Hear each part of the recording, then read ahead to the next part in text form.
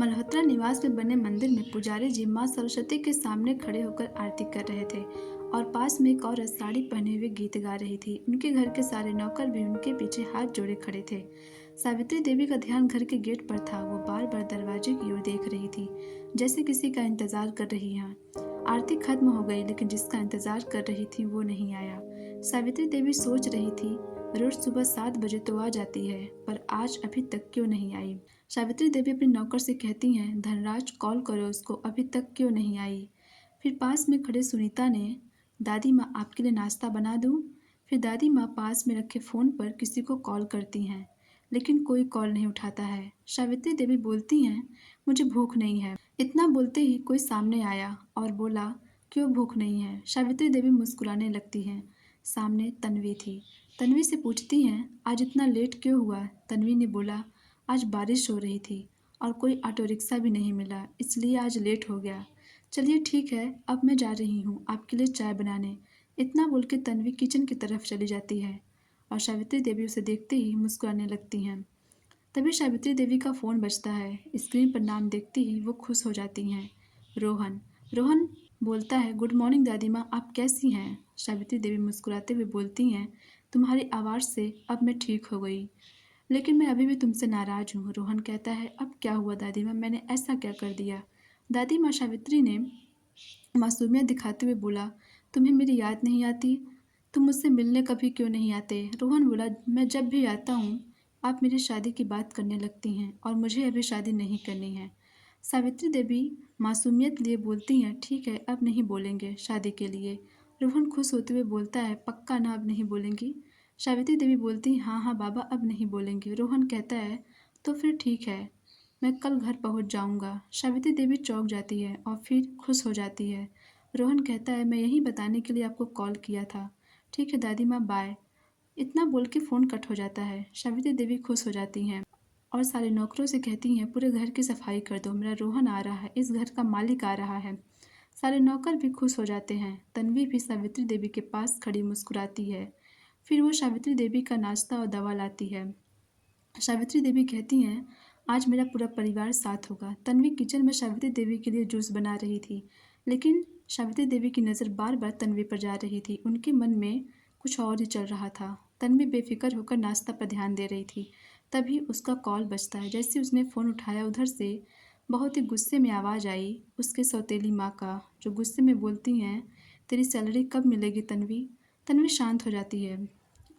अरे बोलती क्यों नहीं है। तन्वी होश में आती है। तन्वी ने कहा, मैं जल्द ही बात करती हूँ। इतना बोलते ही कॉल कट हो जाता है। तन्वी की आंखें भर आई। तन्वी को लगा कि आज उसका जन्मदिन है, शायद इसलिए उन्होंने कॉल किया है विश करने के लिए, लेकिन ऐसा नहीं था। वह सावित्री देवी के कमरे में जाती है जूस देने के लिए। सावित्री देवी अलमारी में कुछ खोज रही थी। उसने बोला, आपका जूस दादी माँ। सावित्री देवी बिना देखे बोली, हाँ हाँ रख दो। तन्वी जूस रखकर जाने लगती है। इतने में सावित्री देवी तन्वी का हाथ पकड़ लेती हैं। सावित्री देवी के हाथ में एक पुराना नेकलेस था, जो कि उनके शादी की थी। सावित्री देवी उस हार को तन्वी के गले के पास ले जाती हैं और देखने लगती हैं। तन्वी ने बोला, ये क्या कर रही हैं दादी माँ आप। सावित्री देवी बोलती हैं, ये मेरा हार है और मैं इसे रोहन की बहू के लिए रखी हूँ। इतने में तन्वी चौंक जाती है। वो तुरंत दूर हो जाती है। तन्वी बोली, तो ये आप मुझ पर क्यों देख रही हैं। सावित्री देवी ने बोला, देख रही हूँ कि कैसे लगेगी अगर मेरी बहू इस हार को पहनेगी। इतने में तन्वी का फ़ोन बजता है। उसे उधर से किसी की आवाज़ आती है गुस्से भरी। तन्वी ने बोला, तो कैसी है। उधर से आवाज़ आती है, मैंने तुझे कल कॉल किया था लेकिन तुमने कॉल नहीं उठाया। तन्वी बोलती, हाँ कल मैं व्यस्त थी। उधर से रितु बोलती है, कल तेरा जन्मदिन था तन्वी। तन्वी ने बोला, हाँ मुझे पता है, लेकिन मैं व्यस्त थी। उधर से रितु बोलती है, तो ठीक है आज मैं तुझे लेने आ रही हूँ। तन्वी ने बोला, नहीं मैं व्यस्त हूँ। सावित्री देवी सारी बातें सुन रही थी। उन्होंने तन्वी के हाथ से फ़ोन ले लिया और बोला, कल मुझे भी इसने नहीं बताया कि इसका जन्मदिन था। तन्वी ने बोलती है, मुझे पसंद नहीं अपना जन्मदिन मनाना। उधर से रितु बोलती है, चलो ठीक है मैं तुम्हारा जन्मदिन आज मनाऊंगी। तन्वी ने बहुत मना किया, लेकिन सावित्री देवी ने बोला, हाँ बेटा मेरी तरफ से इसे ले जाओ, मेरी तरफ से इसकी छुट्टी है। इतना बोल के उन्होंने कॉल कट कर दिया। सावित्री देवी तन्वी के सिर पर हाथ फेरते हुए बोलती हैं, जा बेटा तू भी थोड़ा घूम ले। तन्वी ने बोला, दादी माँ आप बाहर जाने वाली थी ना। दादी माँ बोलती हैं, हाँ फिर कभी चले जाएंगे पूजा करने। तू अब जा, मेरी मोती जैसी काजल जैसी है, इसलिए मैं तुझे इतना प्यार करती हूँ। जाओ तन्वी तुम। यह सुनकर तन्वी खुश हो जाती है और चली जाती है। उधर रितु कार के पास रहती है। क्या हुआ तुम्हें तन्वी? तन्वी ने नाम सिर हिलाया। रितु ने बोला, तो बता तुझे कहाँ कहाँ जाना है? रितु ने पूछा। तन्वी बोलती है, तुझे जहाँ जाना है तू वहाँ चल, लेकिन ज़्यादा दूर तक मत जाना। रितु ने बोला, ठीक है, मैं तुझे वहाँ ले चलूँगी जहाँ तुझे किसी से प्यार हो जाएगा, मज़े लेते हुए बोली। तन्वी ने बोला, बंद कर अपनी बकवास रितु, मुझे कभी किसी से प्यार नहीं होगा। जब मुझे मेरी माँ जन्म देकर इस दुनिया से अलविदा कह गई और मुझे सौतेली माँ के भरोसे छोड़ गई जो मुझसे नफरत करती हैं। रितु ने बोला, तन्वी तुझे पता है प्यार किया नहीं जाता, प्यार बस हो जाता है, और तू उसके लिए अपनी जान भी कुर्बान करने के लिए तैयार हो जाएगी। तन्वी उसकी बातें ध्यान से सुन रही थी। तन्वी नाखुश होते हुए बोली, ऐसा कभी नहीं होगा कि मुझे किसी से इश्क हो जाए और मैं खुद को भूल जाऊं। अच्छा ऐसी बात है, क्या पता आज ही तुझे कोई मिल जाए। रितु ने बोला। तन्वी गुस्से में बोली, रितु तू भी न क्या बोलती रहती है।